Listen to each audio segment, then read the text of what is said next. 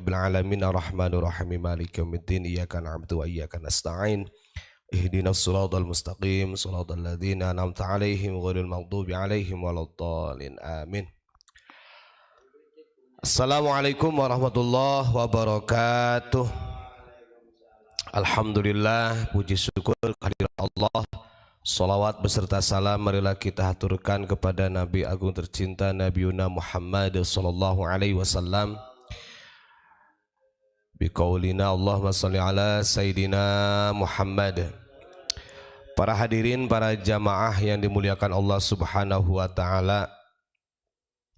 Kalau kita lihat kondisi bangsa Indonesia sekarang ini, walaupun BMKG sudah memberikan peringatan megatrust ya, tapi ya Allah maha segalanya, kita bersandar kepada Allah. Tapi ya kalau kita lihat secara harkah alam, mungkin megatrust ini bisa terjadi guncangan yang sangat luar biasa dan peringatan bagi orang-orang yang suka memalsukan kebohongan-kebohongan atas nama Rasulullah. Nah, ini kan bahaya, ini penyakit-penyakit yang sulit diobatinya. Mau ke dokter mana susah. Apalagi kalau penyakit-penyakit itu sudah masuk di wilayah-wilayah umaro, udah masuk di wilayah pemerintah.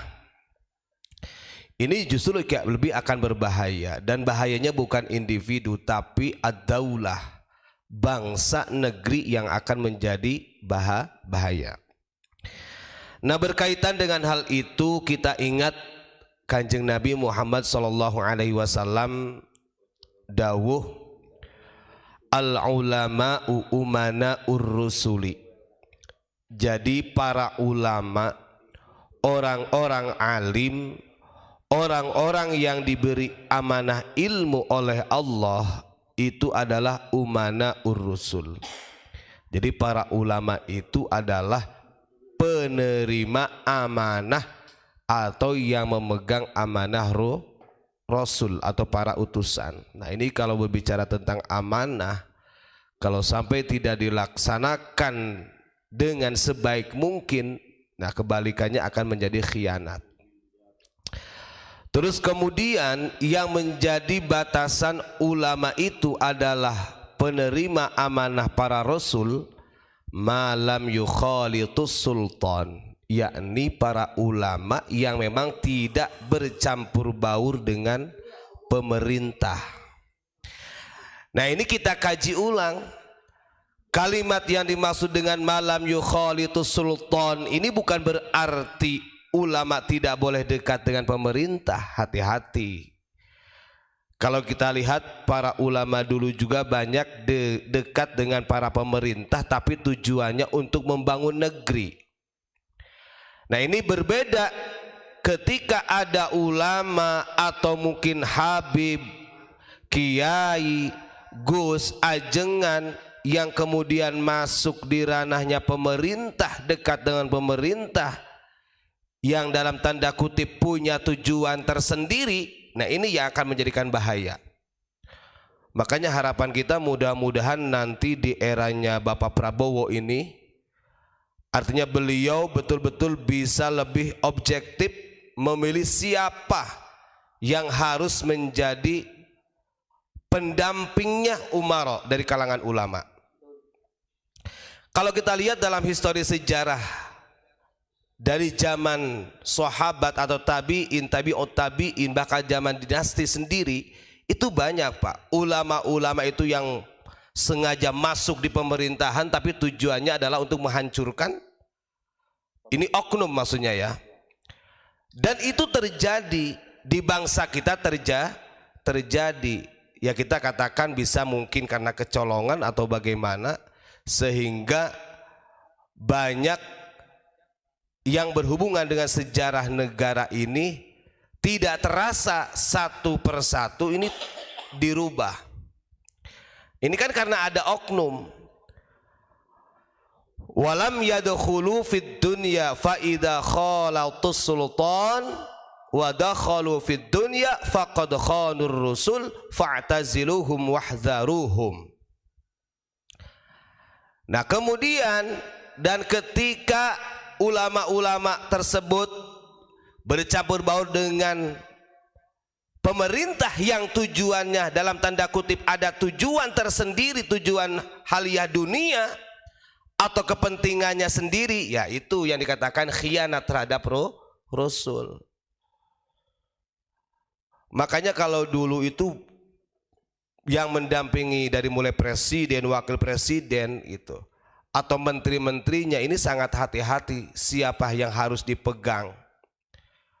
Jangan sampai beberapa tahun ke belakang, periode-periode ke belakang ini justru dengan adanya oknum yang masuk ke pemerintahan dari klan-klan yang lain, klan Ba'alawi, ini justru menghancurkan struktur yang ada di negeri kita. Ini gak terasa. Pendidikan tentang wawasan kebangsaan, pendidikan tentang Pancasila sudah mulai dikikis. Bahkan dari beberapa manuskrip sejarah juga sudah dirubah. Nah ini harus kita betul-betul ihtiyat dalam hal ini. Kalau betul-betul memegang sebagai umana'ur rusul, ya harusnya mencontoh baginda Rasul. Kan begitu, jangan sampai justru dia masuk seolah-olah adalah orang yang NKRI, seolah-olah dia adalah orang yang benar-benar memegang ideologi Pancasila, pada kenyataannya justru menghancurkan nilai-nilai daripada Pancasila. Ini terbukti. Na'udzubillahi min dzalik. Karena bagaimanapun begini, waqala Hudzaifah radhiyallahu ta'ala anhu, Hudzaifah itu pernah berkata begini, iyyakum wa mawaqiful fitan. Artinya kita harus hati-hati dengan pos-posnya fitnah. Kemudian ditanya, wa ma mawaqiful fitan, apa sih posnya fitnah? Qala abwabul umara, yaitu pintu masuknya terhadap kepemerintahan itu adalah pos-posnya fitnah. Dan ingat, kita juga boleh menyalahkan umara. Di sini yang dibahas di dalam konteks hadis ini adalah ulama dengan umara. Bisa jadi fitnah ini munculnya dari ulama yang membawa kepada pemerintahan. Nah seolah-olah kan sekarang ini yang digoreng adalah pemerintahnya. Pemerintahnya yang dajjal mah, pemerintahnya yang togut mah, yang zalim. Tidak tahu orang yang masuk di dunia pemerintahan sendiri justru membawa visi yang jahat. Saya kira mungkin kalau orang-orang yang cerdas paham lah. Warna bahasa saya paham. Dan ini nyata. Naudzubillahi min dzalik. Nah itu. Karena bagaimanapun juga orang yang benar-benar berjuang untuk bangsa masih kalah dengan ulama-ulama kampung.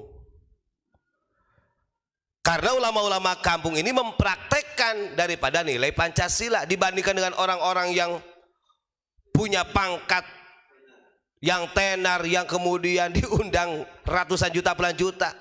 Belum tentu. Nah ini harus kita waspadai. Mudah-mudahan kita doakan nanti pas pelantikannya di tanggal berapa? 20 Oktober. Kita doakan mudah-mudahan tidak terjadi apa-apa dan beliau presiden yang akan datang Bapak Prabowo mudah-mudahan memegang amanah sebagaimana umana'ur rusul, dan kemudian orang-orang sekitarnya kita doakan mudah-mudahan juga amanah. Dan yang masuk dari kalangan ulama yang masuk kepada pemerintahan juga betul-betul punya misi yang sama untuk mensejahterakan bangsa, bukan untuk memporak-porandakan bangsa. Na'udzubillahi min dzalik. Salam Pancasila. Assalamualaikum warahmatullahi wabarakatuh.